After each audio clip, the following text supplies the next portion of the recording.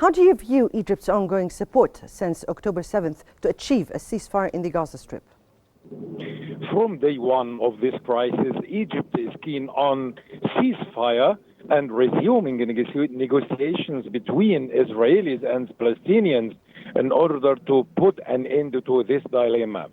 Egypt are moving on two ways. The first one is to deliver humanitarian assistance to Gaza Strip, not only from the Egyptian people or the Egyptian government, but from the entire world as well, through Al Arish airport and the Rafah crossing point. In addition to that, Egypt is hosting negotiations, and it is also a vital player in the mediation between the Israelis and the Palestinians in the negotiations in order to put an end to this crisis.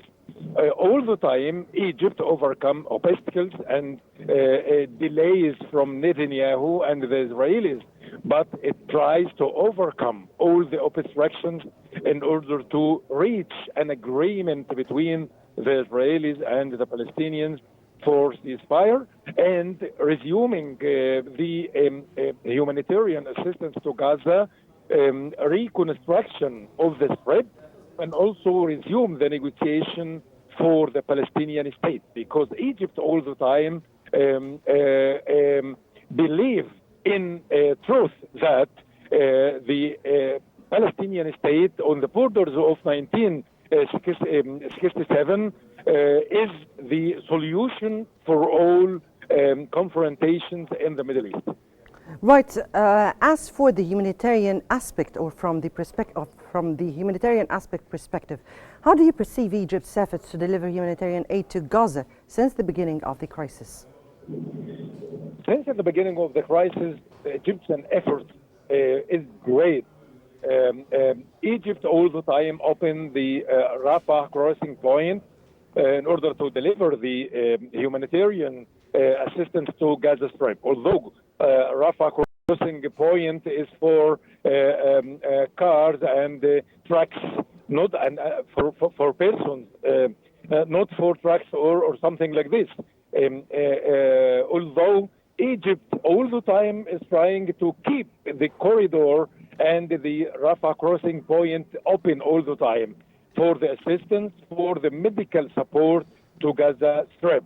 In the same time, Egypt refused the Israeli strategy to use starvation as a weapon in the confrontation with the Palestinians, because it is illegal and is all the time is condemned from the international community and the international food program.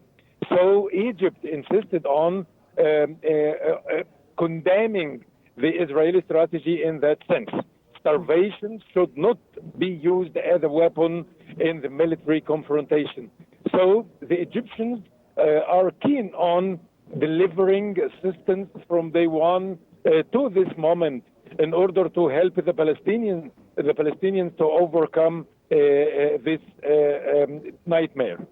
Right. We are aware that Egypt is the foremost provider of the aid in Gaza.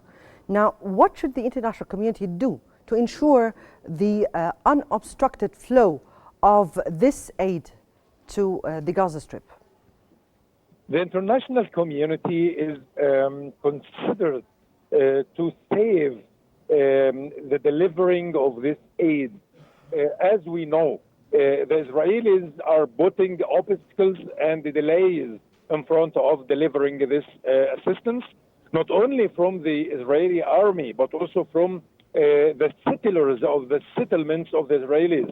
They all the time, they are trying to destroy the tracks or the assistance to the Palestinians, because they think that it's used from Hamas and the Palestinian resistance against the Israeli army. So the international community and the United Nations has to protect this assistance one way or another. They should put pressure on the Israeli army not to put obstacles in front of delivering this assistance. In the same time, the international food program has to play a vital role in that sense.